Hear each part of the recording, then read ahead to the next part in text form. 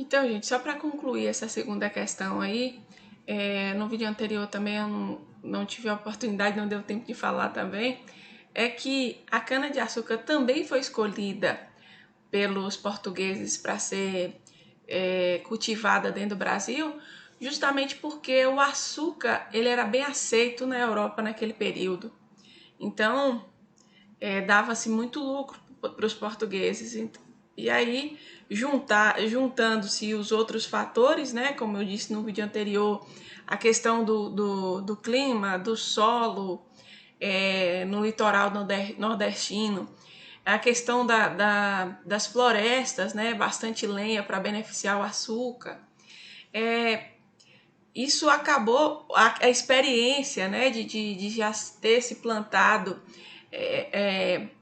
a cana em outras colônias, tudo isso acaba unido ao bom preço lá dentro da Europa, acaba levando os líderes de Portugal de investir no Brasil, né, com a produção de cana-de-açúcar.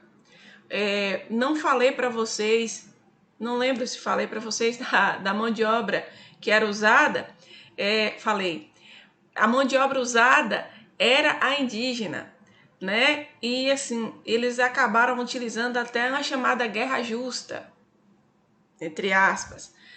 Acabavam indo lá, lutando com os índios, matando muitos deles, e o resto escravizando, tomando os territórios deles, né? E aí os que acabavam se rendendo eram obrigados a trabalharem como escravos dentro desses engenhos portugueses lá, aqui no território brasileiro, né? Tem um engenho famoso dentro do território baiano que, segundo alguns estudos de historiadores, cerca de 90% da mão de obra naquele período era indígena, ok? Então, depois vocês teriam que montar um texto relacionado a isso. É só ir lá na economia e montar o texto de vocês, certo? Que eu quero ver o texto pronto na correção, ok? Continuando as nossas atividades, nós temos a terceira questão. Copie em seu caderno as frases a seguir e classifique-as como deveres ou direitos dos donatários. Lembrando que donatários eram aqueles homens que foram escolhidos por Dom João para administrar as capitanias hereditárias. O que eram as capitanias hereditárias?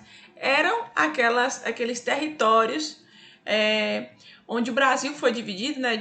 O Brasil foi dividido em grandes partes de territórios no início, na colonização, e aí esses territórios eles foram entregues para serem administrados por donatários, pessoas escolhidas pelo governante português para administrar, né, para fazer com que esses territórios trazessem lucros para Portugal. E aí, para receber essas terras, eles tinham alguns deveres e tinham alguns direitos. O que vocês tinham que fazer nessa questão? Era classificar essas frases, né, como direito ou como dever de um donatário. Vamos lá, vamos analisar?